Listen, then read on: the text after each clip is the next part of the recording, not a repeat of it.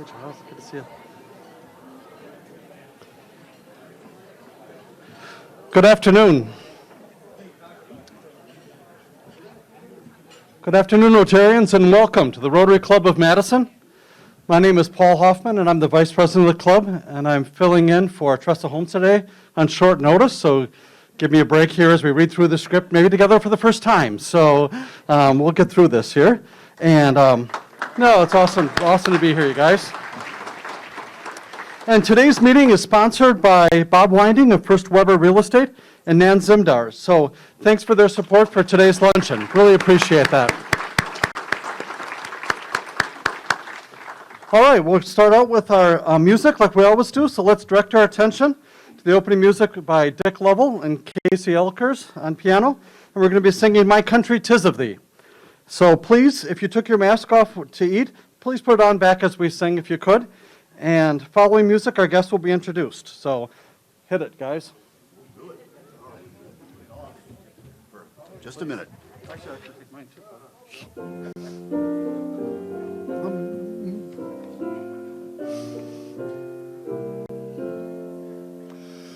My country, 'tis of thee, sweet land of liberty, of thee I sing. Land where my fathers died, land of the pilgrim's pride, from every mountain side, let freedom ring. Thank you. Wow. Thanks, you guys. Appreciate that. So, Donna Moreland, if you want to come up and introduce our guests, that'd be awesome. Welcome, Donna.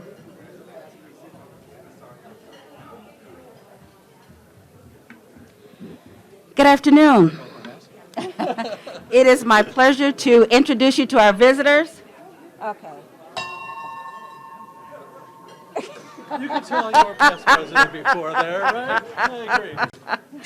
Okay, it is my pleasure to introduce our visitors today. When I call your name, please stand and remain standing until all of our visitors have been recognized. Please hold your applause until everyone has been recognized. Cameron Anderson, guest of the program committee. Stephan Davidson, guest of the program committee. Megan Diaz-Ricks, guest of the program committee.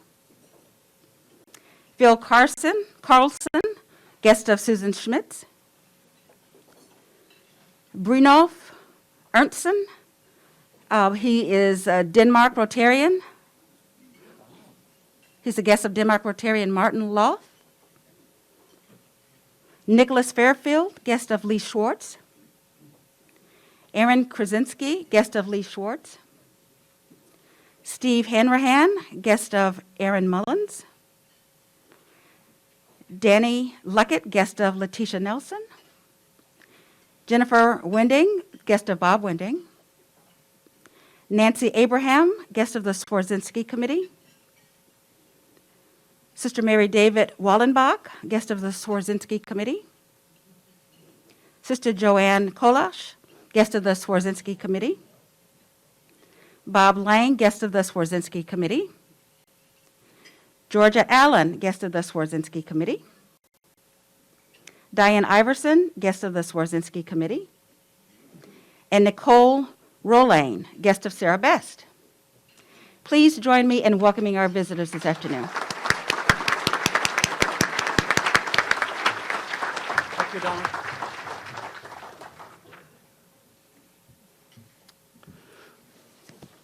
All right, thank you, Donna.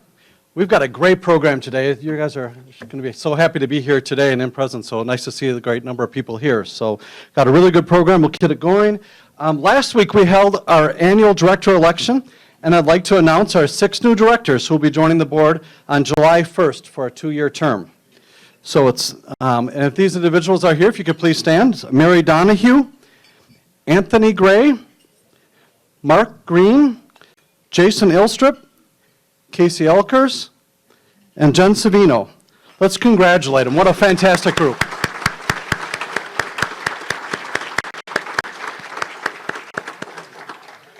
We had 13 outstanding candidates this year, and I'd like to thank all of them who placed their name for the nomination this year. So it was a really difficult choice, I know, but congratulations to those who were elected to serve. So thank you. I look forward to serving with you.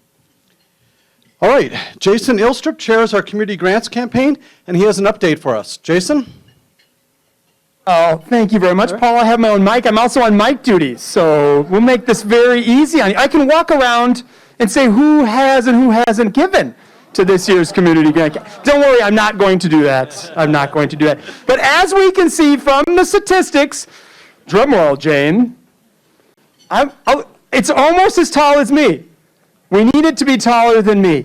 So we are getting there. We have a $150,000 goal for this year's community grants campaign. We are at $69,345 from 134 members. So huge round of applause for those 134 that gave. They're giving to amazing organizations like Carla here at Porchlight as I'm trying to sneak by between the chairs. There we go. Charles, just randomly, why did you give this year? I have to hold the mic. That's I right. have to hold the mic. I'm on mic duty. I gave because I believe that service changes lives. And what a wonderful example of service, of humanitarian service, and service to community we have here today in Charles Tubbs. And I gave a gift in his honor to the Community Grants Campaign, and I invite you to do the same.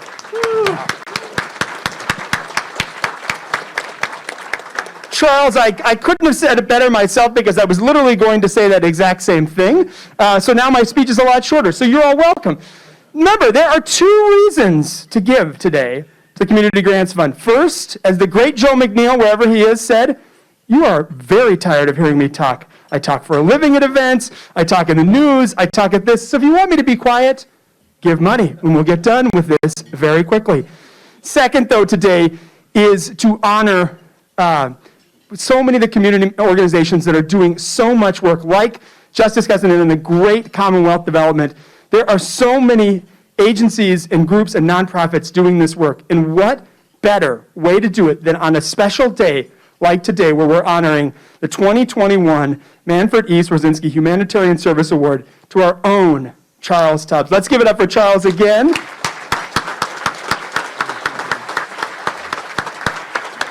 Charles, why is it important, especially on this day where you're getting honored, to help continue to give like you always do?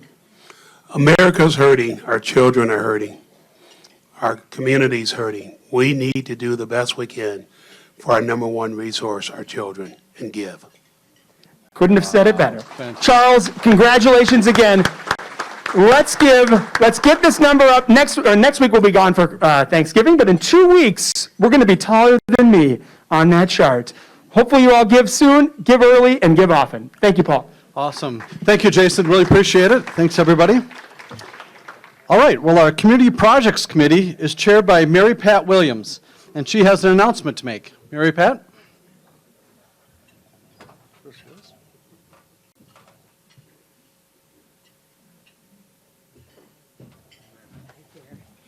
Thank you. And really, I want Jason to make my announcement because that was just fabulous.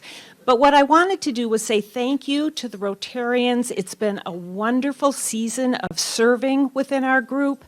Recently, we had the Soaptober collection for Porchlight. Over 6 bins of personal hygiene items were collected. We also had Winter Glow, or better known as Coats for Kids, previously known. There were over 7,000 coats provided in our community, with Rotarians volunteering at that. We have our Thanksgiving drive with Goodman Center this Saturday. Immediately, our 10 Rotarian volunteer slots just filled up. We're looking forward to participating in that. Over 4,000 meals provided. But what I wanted to let you know is we still have 2 fabulous opportunities to serve. First, we have the Empty Stocking Club. Jenny Jeffries is coordinating that, and on December 15th from 6 to 9, I'm sorry? 4 to 6, thank you. 4 to 6 at the Alliance Center, much more convenient hours, 4 to 6 at the Alliance Center. You can help in fulfilling the gifts for the stockings, very much appreciated, 10 volunteers needed. And then today is our last day to select gift tags. We've been very busy and excited at the gift tag table. We have 3 organizations this year: Salvation Army, Lucier, Goodman Center. We came into this meeting with only about half of our 100 gifts fulfilled or tags selected from last week, and we've been very busy, but we will be here after the meeting as well, so you can stop by and select gift tags. They do need to be returned by the Wednesday, December 1st meeting, or if that's not convenient, you can drop it off at the Rotary office. And if you know someone who's not here today but would like to select a tag, let me know, let Jane know, and Maggie will we'll communicate with them and make sure that they get a tag. We want all 100 gifts for the children fulfilled. So thank you, thank you, thank you. Appreciate it. All right.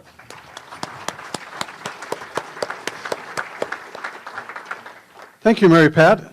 Rotarians are all about service above self, so it's fantastic. Lots of opportunities there and great way to represent the club. All right, as we are all navigating the new process of requiring reservations for our luncheons, it's important to have our reservations because our club needs to provide the number to the hotel for the number of meals that we're going to be billed. So that's why we're asking. So members, please be sure to make a reservation by Tuesday noon. And if you need to cancel, please do before our meeting. It's really important to the club. So thank you for that. I also want to mention that you should have received a printed newsletter in your mail at your home earlier this week. This is going to be a semi-annual communication to all members and all potential members. I'd like to thank Jennifer Weitzman for designing the newsletter and Ron Luskin for editing it, as well as everyone who wrote articles for us. We hope you enjoyed reading the highlights about our club and our foundation and what we're doing in the community. So thanks, you guys, for putting that together. I hope you enjoyed it.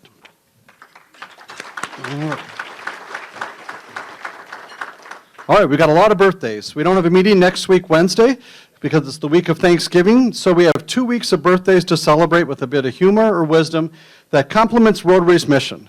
We encourage members to make an age-appropriate gift to the Madison Rotary Foundation, rounded up to $100 for our Club Synergy Scholarship Fund as they celebrate their birthdays. So let's get going with the birthdays. We've got November 14th, past President Wes Sparkman, who says, in today's challenging times, I'm reminded of the book of Proverbs, chapter 3, verse 3 through 4. Let love and faithfulness never leave you. Bind them around your neck. Write them on the tablet of your heart. All right. Thanks, Wes. November 15th, Madison Rotary Foundation President Dawn Krim, who says, I just completed Cicely Tyson's memoir, Just As I Am. In it, she shares, the fact that others try to diminish you, to dismiss your talents even as they mimic them, is proof of your uniqueness. No one bothers to undermine you unless they recognize your brilliance. Wow, that's awesome. Let that sink in. November 15th, Mary Ellen O'Brien. November 16th, James Ty, who shares a quote from Henry David Thoreau. A lake is the landscape's most beautiful and expressive feature. It is Earth's eye, looking into which the beholder measures the depth of his own nature. Excellent. November 17th, Paul Renola. November 18th, Tim Riley. November 19th, Dave Johnson, who says, on my birthday, I went to see a psychic. I knocked on her door and she yelled, who is it? So I left. Next week's birthdays are November 21st, Jeannie Cullen Schultz. November 22nd, Mary Thompson. November 23rd, Mark Clear. November 23rd, Dory Hosick, who says, Happy Thanksgiving to my fellow Rotarians. Here are some words of wisdom from a Swedish proverb that seems appropriate to take to your Thanksgiving dinner table this year. Fear less, hope more. Eat less, chew more. Whine less, breathe more. Talk less, say more. Hate less, love more, and all good things are yours. And what a wonderful world it would be. All right, thanks, Dory. November 23rd, Vicki Strobel. November 23rd, Jeff Tews. November 25th, Jason Ilstrip. Boy, wouldn't that be a nice birthday present for him, huh? To give to the grants campaign.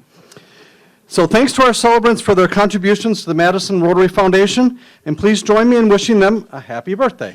All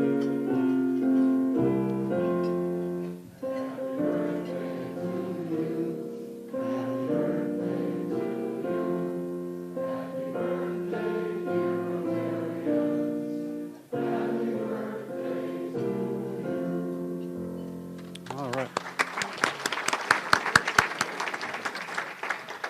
All right, speaking of the foundation, we have some tickets to raffle off at the end of the meeting, and so I want to let you know about it. If you want to bid on these tickets, please come up to the podium after the meeting, and we'll sell them to the highest bidder. So the first, we have 2 tickets for Fiddler on the Roof at the Overture Center, and that's for tonight. So clear your calendars. We got 2 tickets for tonight, $100 each face value, and I would have loved to have had them, but I'm going Friday night. But should be really an awesome show. So if you're interested in those, please come up to the podium, and thank you, Neil Fauerbach, for those.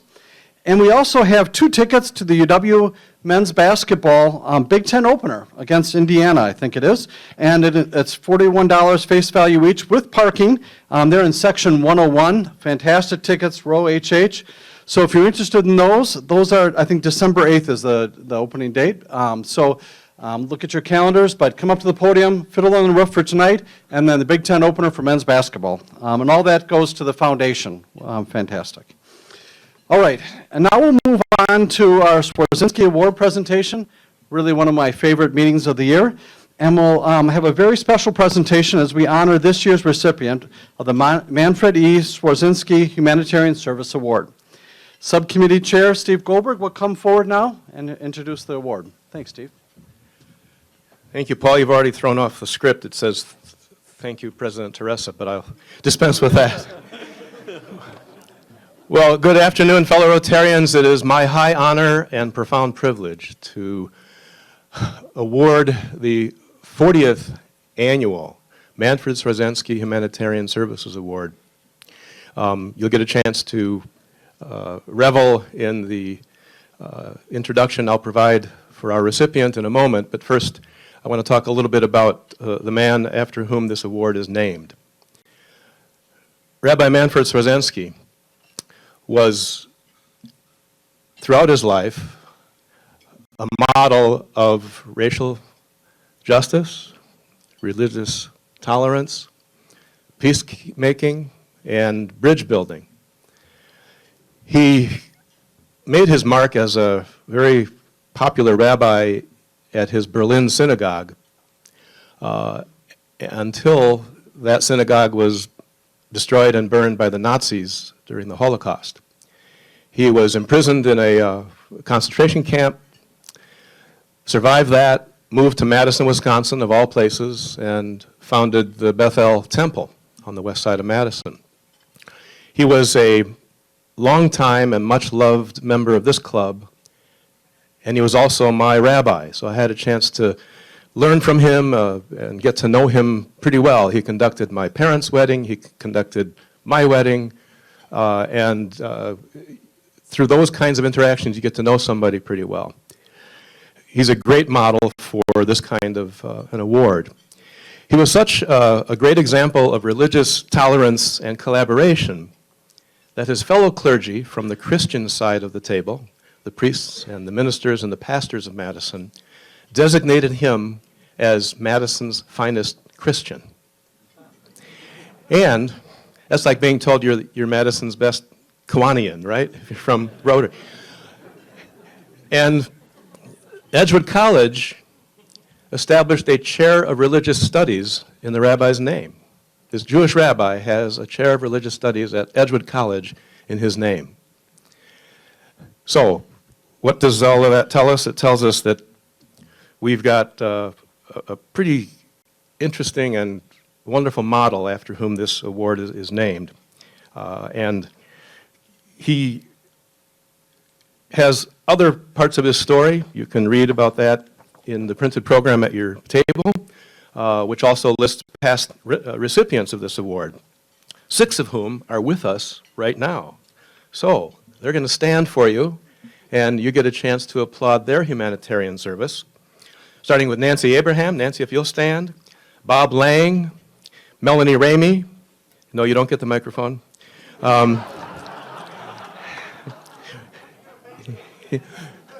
Carol Toussaint, and two people who were very special in the rabbi's life, and he was very special in theirs.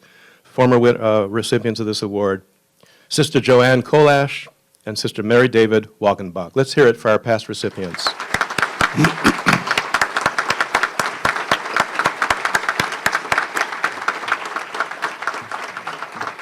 We're glad they're here. We also have a reception that we are holding after the luncheon over in the poolside terrace to meet and greet our award recipient, the past recipients, and others. And all club members, of course, are welcome to attend that reception, which will begin right after the lunch. We also have a group of nominees whose names are about to be put on the screen. The committee had a tough time making a decision because the other nominations were quite impressive. And two of those nominees are with us today, Peter Gray and Diane Iverson. If you would stand, please, and we will applaud your humanitarian service.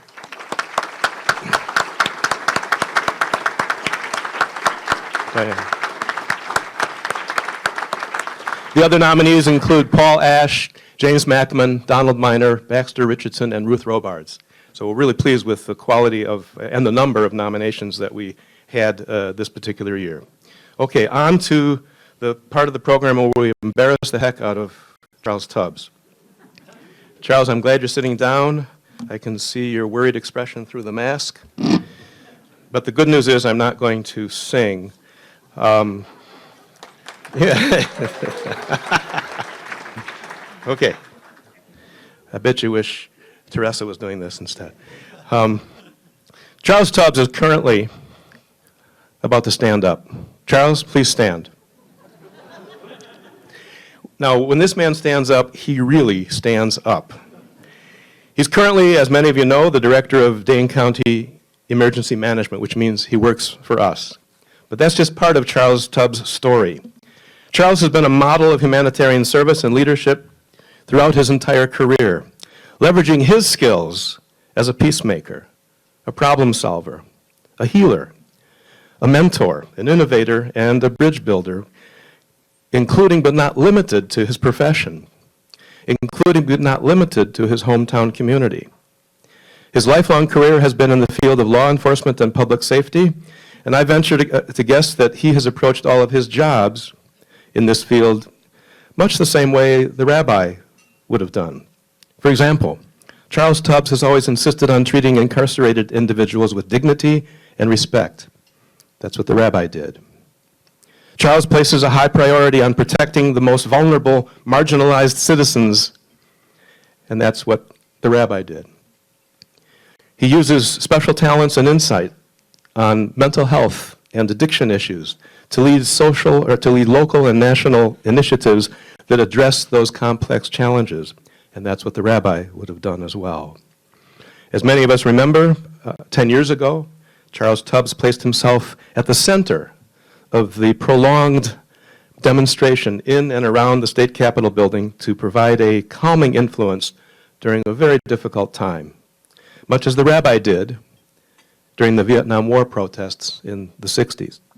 And just like the rabbi, Charles places the highest value on each person entrusted to his care, whether it's an incarcerated individual, whether it's somebody who's just getting involved in the justice system, or the parent of a child who's experienced difficulty. Charles places the highest value on everybody who's entrusted to his care. Today, this man who is standing before you plays a key role in leading us through the pandemic, and he told me that it was possible, depending on what happens in the Kenosha verdict, that he may have to skip this meeting. So I guess that means the verdict hasn't been read yet, so glad you could make this.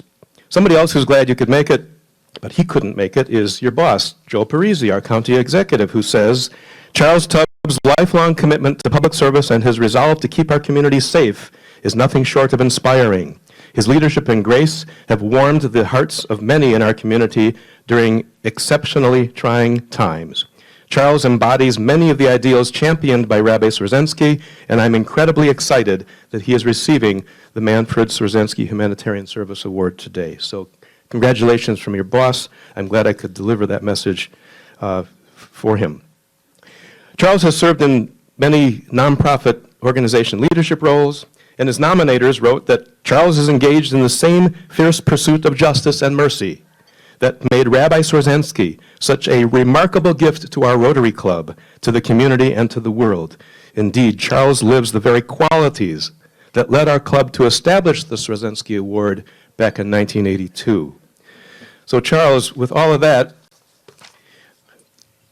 you have very kindly prepared a thank you message. And because you're so shy, you've asked me to read it for you. Charles says, I'd like to express utmost gratitude and appreciation to the Rotary Club of Madison for recognizing me with this award. It's an honor I hold in the highest regard. I thank Charles McClymans and Bob Dindorf for nominating me and the committee for selecting me. I want to acknowledge my wife, Cindy, my family, my friends, and coworkers for the assistance they provide and the sacrifices that they make, which permit me the opportunity to pursue the work I love. Your recognition of me extends to them, and for that, I'm grateful. Charles adds, this last year and a half has been a significant challenge to each and every one of us. We've stayed together, and we will continue the fight together to improve the quality of life for all people. I know all of us in this club have a strong commitment to our greater community in the spirit of Rabbi Swarzynski, so it's in that spirit that I encourage all of you to participate in our club's Community Grants Fund Drive. These are very dark times in our country. Our focus now and always must be on our children and on those who are most vulnerable. And to show his commitment to helping children and those who are vulnerable, Charles has designated the $2,500 grant that comes from the Madison Rotary Foundation with this award. He has designated that $2,500 to Restoring Roots, a nonprofit on whose board he has served and that provides permanent supportive recovery housing for people in Dane County dealing with substance use disorder. That's the type of person that we are recognizing this afternoon, ladies and gentlemen. He's the type of humanitarian that Rabbi Swarzynski would have been proud to know, proud to work with, and proud to walk with. And so it is with great pride and honor that I ask the Rotary Club of Madison to rise as one as we present the 40th Annual Swarzynski Award to Mr. Charles Tubbs.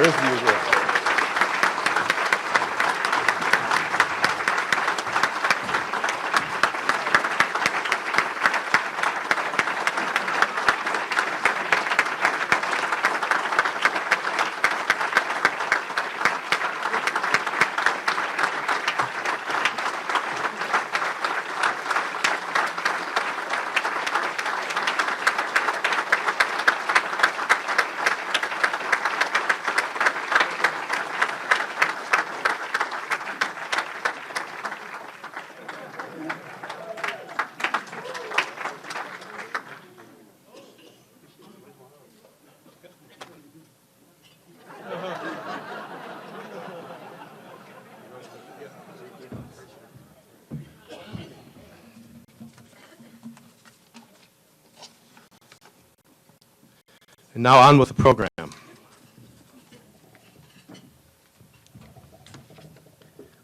Wow, that was incredible. So this is always such a special program, and congratulations once again to Charles on receiving this year's award. That was fantastic. Thanks, Steve, too. All right. So we held our monthly board meeting on November 1st, and I encourage members to review our board minutes that we post to the member login tab on our club's website. We want members to see our current board members, so we ask one board member to introduce a speaker each month. This month, Stephen Elke will make the introduction. Stephen joined our club in 2013, and he is a Dane County Circuit Court judge. Stephen is in his second of two-year term on our club board, and I'll now turn the podium over to Stephen, who will introduce today's speaker. Good afternoon, everybody. Today's speaker is Justice Castaneda, who is Executive Director of Commonwealth Development. He is an educator and community development specialist by trade. Mr. Castaneda's professional and academic work explores the intersections of housing policy, economic development, and community violence, looking at the role of these intersections play in educational and life outcomes for youth who have experienced traumatic events in early childhood and adolescence. His most recent research explores the relationship between land use policies, including housing policy, and economic educational outcomes for youth in Madison. He served on the Ad Hoc Committee on Educational Resource Officers for the Madison Metropolitan School District from 2017 to 2019, and was appointed to the Task Force on Government Structure for the City of Madison from 2018 to 2019.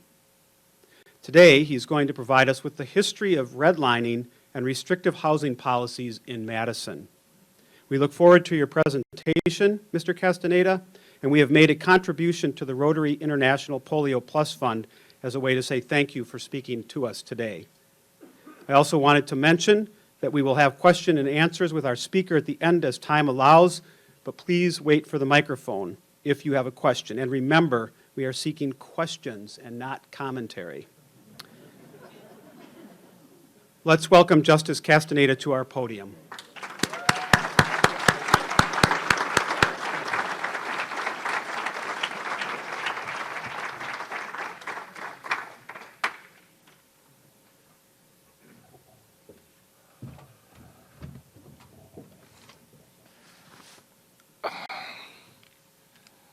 First time I've talked to a group of people in a few years, so it's a bit intimidating, so forgive me. Good afternoon. Thank you so much to the entire Downtown Madison Rotary and to former City Attorney Mike May for inviting me.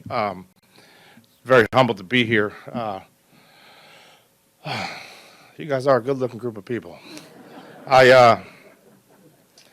Before I get going, Madison has an effect on me. I was born here. I was born at home at 23 North Ingersoll Street. I moved to 2252 Coolidge.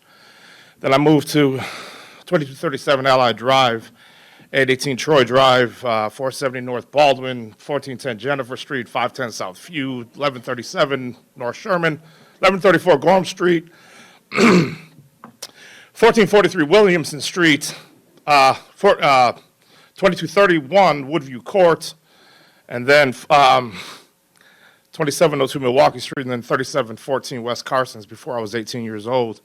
And I had this effect on me when I talk to groups in Madison.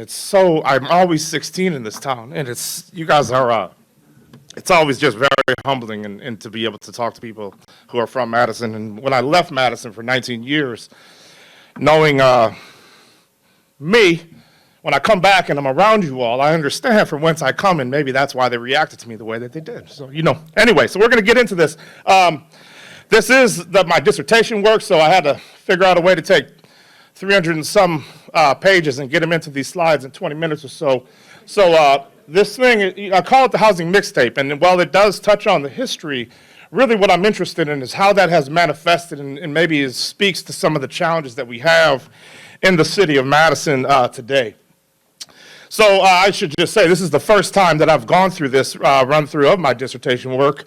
As I was saying, it's a fact that did not escape my committee, so they thought maybe you guys could give me my PhD. But as such, though, this thing is winding, and it does go somewhere, and it gets there. And when I talk about the mixtape, what I mean by that is that, when you think about a civic culture and an economy, the housing, the most complex part of our economy are obviously the businesses, the people, the things, the social interactions, the things that are happening inside of our institutions, government systems. There's no debate about that. The way I think about it is like an automobile, where the most complex part of an automobile is obviously the engine and the other workings, but without the wheels, you ain't going nowhere. And when I think about all these other things, that's how I feel about housing, that you can have all these other things in place, but if you don't have the housing in place, you're not going to go anywhere. So I'm going to kind of get into this. The disparities and challenges that Madison faces are not news. A lot of us, as I look around the room, many of us are not only intimately familiar with them, but we are actively engaged in addressing them in our day-to-day lives. You are, coming up here after hearing about Mr. Tubbs and recognizing who some of you guys are. You guys know this stuff. This is not new, and you guys are out here every day working to address it. And so a question that I started asking, I should say, just for the theoretics, when I approach this, I'm a post-structural thinker, and I'm a Marine, so my religion is pragmatism. But, I can't, thinking about how these things persist, you start to, your ears perk up when you hear very simplistic and reductive answers, right? So why do we have such a challenge in our education system? Why do we have a challenge addressing a lot of the things, community violence and such? So a big thing, there's a lot of issues that you could talk about in theory. I don't want to, misinterpret or misapply, general things that are happening and say that that's just happening in Madison like it's happening everywhere. Madison is its own special snowflake. There's things about Madison that are unique to it, our geography, our culture.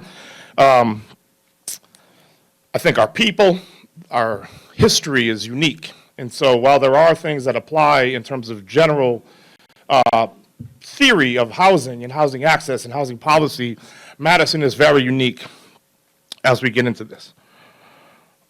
All right. So I mentioned that I grew up here. I left a long time as a Marine for 8 years, taught high school for a while, lived on both coasts, did some work nationally with President Obama's administration while working with PolicyLink. Came back here to work for Paul Soglin.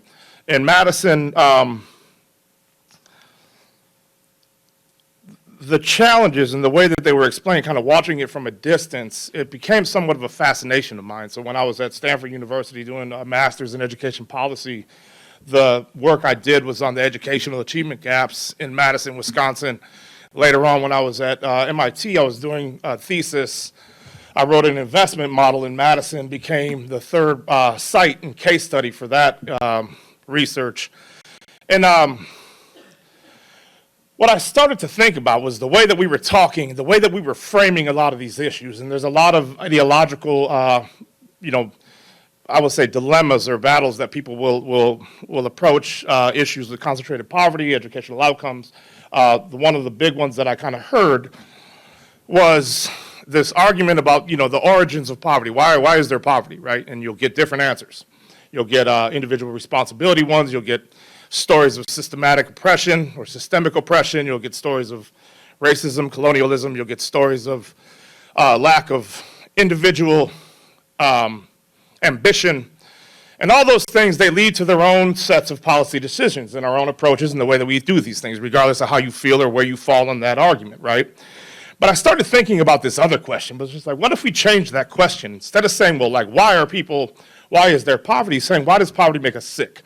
And what does that have to do? What does that change? If we start thinking about poverty more as an issue of the health of our children, and we start approaching policy solutions based on the health of our children, does that change the argument? Does it give us different, opportunities to address it? Now, I should say that while, as a post-structural thinker, while I do not dismiss or disregard the realities of race and class and the effect that that's had on the United States landscape and the history of this country, it's very real. But I will say that, and this is the thing where I'm biased because I'm from Madison and I know so many of you. I know so many of the people here and I grew up here. I just couldn't accept the fact that the reason that these things are persisting is just because people are racist or just because that just wasn't right. There's something about that didn't sit right. And I've been there, when my father is a musician here. Throughout the years, just meeting so many people, the question is, well, if you have so many good people that are doing so much of this work, how is this stuff persisting? How is this stuff going? So the thing, though, and so like everyone knows that Madison is not unique. In every city, municipal area, there are a lot of disparities and challenges that people have addressing the effects of the disparities in the history because of the history of race in the United States. There's no debate about that. But what was unique about Madison is that our disparities, first and foremost, they were moderated by race alone. So like if you go to a lot of places, especially this is the case in the South, where you'll see disparities, but income parental education, parental income, parental involvement all mitigate those disparities. So when you see the disparities, they're explained by, income. They're explained by educational level. In Madison, it wasn't that. And one of the things that I thought was so interesting is some of our biggest educational gaps were not just between white students and black students, or white students and students of color. They were between white students who have parents who have high education levels, high income levels, and who are involved in their child's life, and their black counterparts. That's where your biggest gaps are. As many of you probably know, being poor or low income and white in Madison or Dane County is also no picnic. And there's a lot to be said about that. So those big gaps are really, and they're explained again strictly by race. And I'm going to get into this in a little bit about the housing. Now, all that is kind of the preamble, kind of leading into how I started thinking about this and why, and really getting into this, this question of why in this hometown, this place that I love, that I've spent so much time in, why do we have such a challenge addressing this stuff? Now, which brings us back to housing. Now, many of us are familiar with the Holk maps, the history of redlining and racially restricted covenants. It happened all over the United States. This is Madison's maps. Obviously, the red are the least desirable areas. I always point out that what was called the historic Third Ward, which is where our office is now on Williamson Street, actually was an industrial corridor. There used to be 2 railroad tracks that ran through there. It's changed a bit, but you can see that now. That's the original maps, and that actually defined where people were allowed to live by law, where people could establish and where they were able to access housing. Now, this is where the dissertation stuff gets a bit. John Nolan is an interesting guy. John Nolan, 3 cities that he influenced were Madison, Wisconsin, Roanoke, Virginia, San Diego, California. All of them have issues of peripheralization, and all of them have challenges with the location of their airport. That's totally coincidental. I just pointed out. But but he had this philosophy, though, that cities shouldn't be bigger than 25,000 people. There was a lot of things going on with crowd thinking, so the way that he used geography to think about a city was to limit it. Because if you were going to create a city, like where is the center of Madison? I ask people that a lot, and I felt I knew the answer, and I would say it's downtown. It's it's the capital. My advisor when I was in grad school, I'm still in grad school. I used to be in grad school as well, but she, like Bart Simpson, I had to write the definition of the center on a chalkboard on a piece of paper. She made me do it 100 times. Definition of a center is a point on a plane that's equidistant from all of the points in the same plane. By definition, downtown is not the center because of the lakes. So if you were going to have a city that was going to expand, you would have put it either over by, used to be Cub Foods. I think the Fleet Services building is there now, over there by Nakusa Trail, or over where University Center is on the west side. Both those things in terms of access when you're doing networks of things. So what happens when you create a center that's on the downtown, and this is kind of when you see our map of the universe that the Madison was. Now, many of us understand those red areas because today, when we think of where people live, they still live there. Now, obviously, we have the Green Bush, and that story is in and of itself. Many of you guys know it. When people were displaced, you had a very eclectic, diverse, and dynamic group of Jewish population. You had Italians, and you had Black African-American folks who were there in the Green Bush. And when that, through urban renewal, displaced folks and put them into the peripheries of our city. But a lot of these other places, when you see Broadway Simpson, you see the Darbo-Worthington area, you see our south side, the entire south side corridor, the Park Street corridor. And when you think about that was where people had to live because of race, and you think about today, where people live today, we recognize it's the same thing, that there's no other things. In fact, I'm going to jump back to this, but I just want to show this. No, this is, now we have new data, but if you look at where folks of color live today, you look at this map, and then you go back to where they were allowed to live, same thing, same themes in terms of being at the periphery. Now, obviously, in 1948, the Supreme Court made redlining or racially restricted covenants unenforceable. So they said you could not enforce those anymore. It wasn't until 1968 in the Fair Housing Act that they were made illegal. So Something that happened in between them, between 1960 and 1980, is a lot of cities started using covenants, basically knowing that you couldn't say black folks, people who are non-white, can't live here anymore. What they did is they started making covenants on the type of housing that could be built there. And so when you look at it, even though right now, if you go, I know for a lot of the houses that we own, if you go to the original deeds, they still have the deed restrictions, no black folks allowed in those neighborhoods. And that still exists today in a lot of the housing on the Near East and Near West Side, if you follow those deeds back. But something that we found is that when you started looking at other places that were developed a little bit further out towards Old Park or out there by Midland Builders did a bunch of stuff on the far west side, we saw these other deed restrictions that say you can't build multifamily housing. And in essence, what that was done and what they were used for is to say that if we cannot ban or outlaw people of color from living in the neighborhood explicitly, what we will do is we will restrict the type of housing. So the type of housing that could be accessible to them, you can't build that. This still exists, and it's backed up by state statute, which means it supersedes local zoning authority. And this is a huge challenge. In addition to some of that other stuff, I just got done chairing the redistricting committee for the city of Madison, and a big thing that we saw is that there's disproportionate growth right now, and basically your periphery looks kind of like a donut, and then your downtown area, and that's going to continue to be a headache for us at redistricting every time we do this. So in 10 years, we're going to have the same type of challenges because of where growth is. And a lot of that, I know the mayor, the current administration, is trying to mitigate that somewhat by some of the zoning things. But even with the zoning, it still doesn't supersede state statutes, which control the types of housing.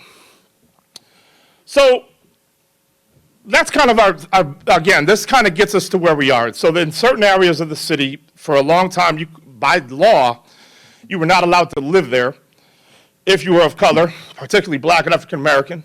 And then it dictated the way that we started growing, the way that we started building. Now, from, let's just say, the latter quarter of the 20th century, there was a lot of different thoughts about low-income housing. People thought about the project, so a lot of people, and I would say the administrations of Paul Soglin were very much in this thinking that they were like, we don't want areas that are concentrated of folks, of low-income folks. Because the idea is that if you did that, you would get your proverbial ghettos or these areas. But in re-examination, when we look back at the real story of a lot of whether it's the Robert Taylor townhomes, or you look at Pruitt-Igoe, you look at a lot of the cities in the United States, and you look at what was happening in these places, it wasn't that there was low-income people, and I use low-income, I don't say poor, because I feel like poor is a descriptor of it's an adjective, whereas low-income just says how much money you make, right? But when you looked at these, it wasn't about having low-income people in a place. It was about having substandard housing and housing in areas that were peripheralized or disconnected from the rest of the economy that was not able to support the healthy living of the people who lived in it. That was what we saw. It wasn't about concentrations of people, but I get the advantage of hindsight. When we were going through that, what people saw is that these areas had they had a lot of crime, they had a lot of issues in them, and so places like Madison that seem to never have anyone leading it that's from Madison. No, Paul's a great guy. I worked with him for a few years. But that knew this about other places. They deliberately used their housing policy, their strategies, to avoid having concentrations of low-income people.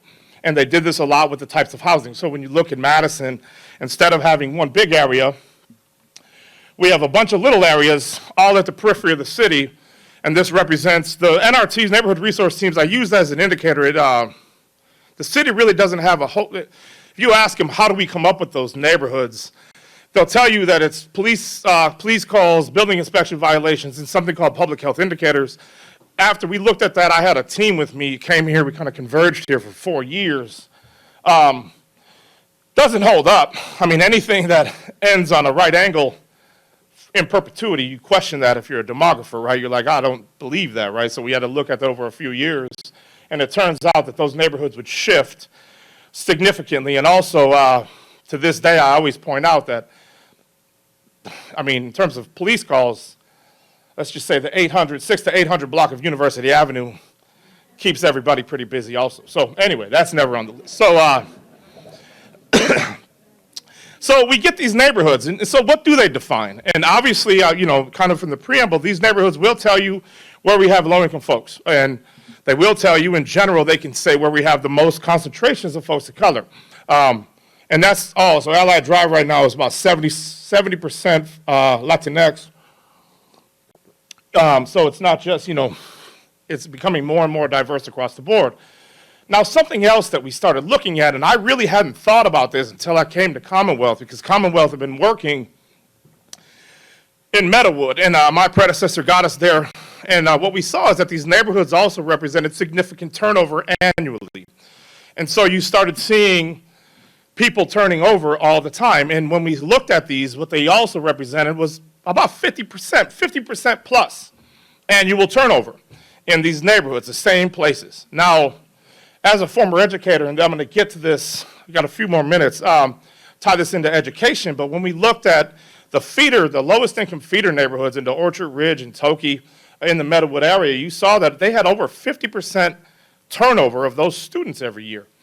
Now, if you think about that, and I know some of you guys are probably educators or have familiarity with that system, you show me a school that has 50% turnover of our lowest income students, and I don't care if you have Yoda teaching in that school, you're gonna be struggling. And it has nothing to do with the quality of educators in there. It has nothing to do with anything else that's going on in that school. The fact that relationships are a crucial underpinning of any, especially elementary school, and that you're not able to do that is significant. So that's what those neighborhoods also represent. So I would argue that in terms of everything, having housing stability, meaning not just having access to the housing, but being able to have people there and stay there, is as important as just the access to the housing itself. Now, I mean, I can keep going with the stability thing. I want to get to some of the stuff. Now, one of the other things that we notice about these neighborhoods, and this had to do with historic housing segregation, is that the places where folks of color were allowed to live, when you think about peripheralization, it's not just geographically, it's also economically and educationally. So when you think, well, like right now, the only neighborhoods in Madison where you have walking access to a school that are concentrated with folks of color are Mendota, Leopold, to some degree Orchard Ridge, and Lincoln. All the rest of the schools are in predominantly white neighborhoods. And in terms of access to them, so I think about when I was teaching in Oakland, California, we were at 99% extreme poverty. I think we had, mostly it was all we had one white kid in 6th grade, and the rest of the school was all folks of color, but we could walk to every house from the school. Right now, by nature, by design, because of where the schools were built, there are no neighborhoods like that. So when you think about a school building being a central tenet of community, there is no way to do that in a lot of our neighborhoods where we have concentrations of folks of color. Now, I don't think there's a cabal of people who did that, but that is a fact by the design of the city. So this is something that historically we have to address, or it will happen. Now, I thought this was in white text, so good luck reading it. Anyway, what that says is it validates everything I said. No, when we did the ERO committee, one of the things we found is that, and this was not, nuance is never popular. But we said that, I think in general, we didn't understand why you needed, when I was in Oakland, San Diego, the Bronx, we didn't have police in our schools there. But somehow in Madison, things were happening so bad that we needed them here. And we spent almost 2 years looking at this. And at the end of it, we said, we don't think that we should have police in the schools, but getting rid of the contract is not going to do that. Actually, if you get rid of the contract, it's probably going to have more police in our schools than if you have the contract. But it didn't have to do with the police. It had to do more with the neighborhood dynamics in these neighborhoods that I'm talking about. And until you address those things, you're still going to have these challenges, police or no police in schools. So I'll get into that. I can, I'm just about out of time, so I'm realizing that this was a little bit longer. I want to go deeper with the education thing because there's a number of other things that we found in that process and that I've looked at in Madison over the last 10 years that are actually more relating to transit, that are more related to education, that are in essence the residuals of our historic housing policies and then our contemporary practices and approaches to whether we're doing housing. Transit access, I manage a youth advisory board for now Police Chief Sean Barnes, something that I showed him, and again, I'm never saying it's ever okay to steal a car. However, when I showed him on a map, where you have car thefts is also pretty much the same map as where you have the worst public transit. To get from Kennedy Heights to Teresa Terrace on a bus takes 2.5 hours. So you could go to Milwaukee, have lunch, and come back, or you could take a bus across town. The intra-neighborhood transit in our neighborhoods that are at our periphery is horrible. It's quicker to get on a bus from Teresa Terrace to downtown than it is to get on a bus to go to Westtown. Again, so the access in these places, and when you think about where our people live and where the housing has been developed, we also happen to be in the place that have the worst transit.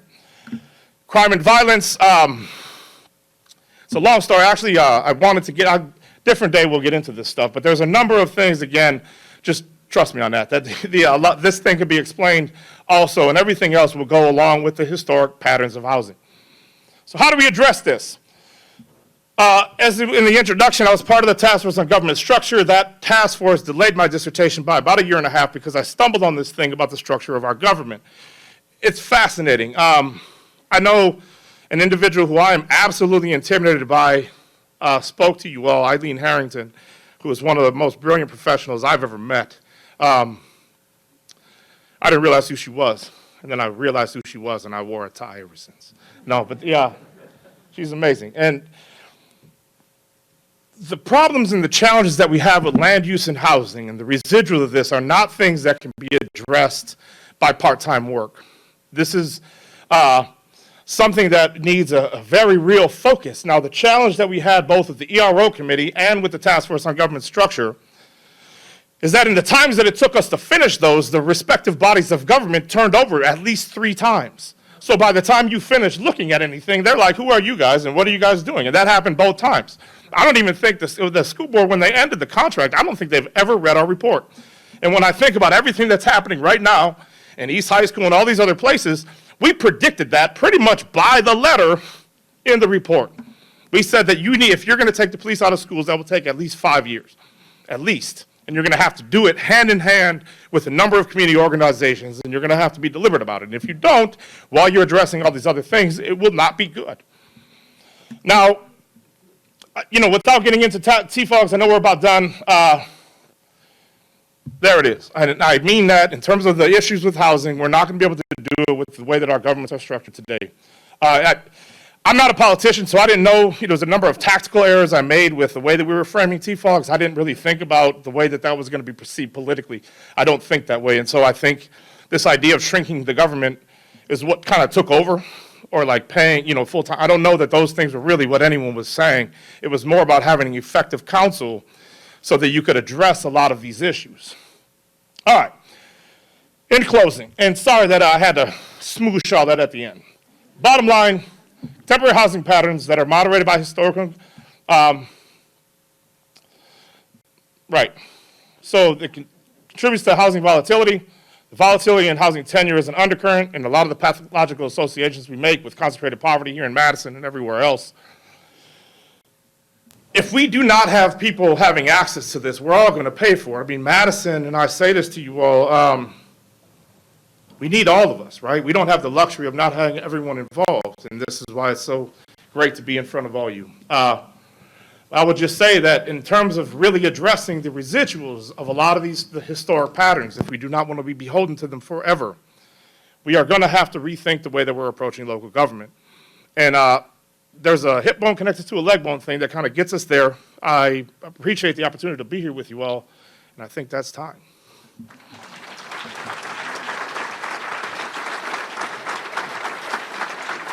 All right. Sure. Maybe we have time for just like 1 or 2 short, quick questions. Thank you, Justice.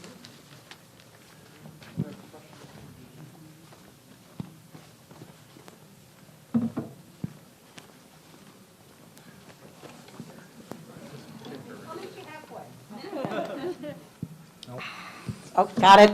Hi, I'm Karen Kendrick Hands.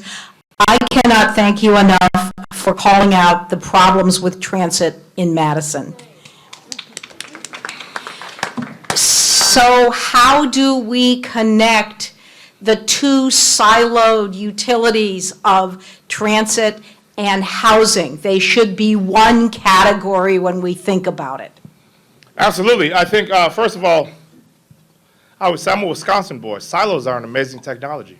That's why they.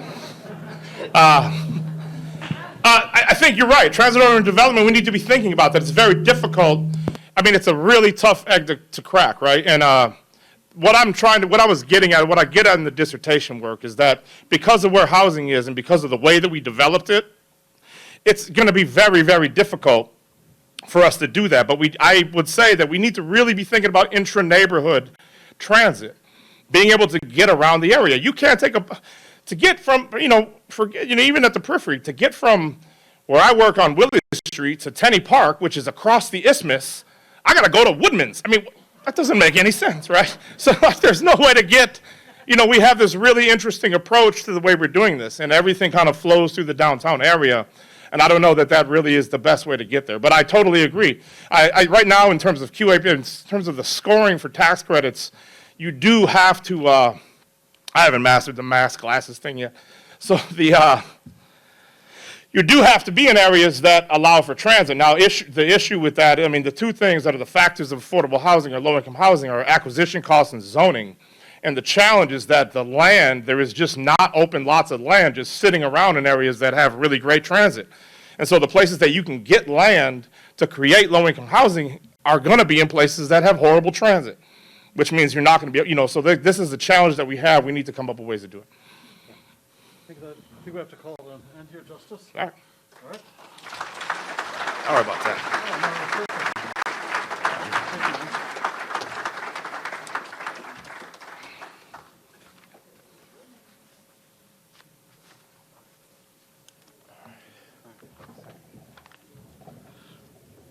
All right, thank you, Justice. Well, I can't give you a doctorate or an honorary doctorate. I could welcome you to the Rotary Club if you want to be a Rotarian. We can definitely do that. So I hope you consider that, Justice. We'd love to have you as part of our club. So with that, thank you for speaking today. And thank everyone who attended this meeting. And I want to remind you that we've got the 2 tickets for Fiddle on the Roof for tonight. And we've got the 2 tickets for the UW basketball that the money will go to the foundation. So please come up to the podium to bid on those if you'd like to. And with that, we are adjourned.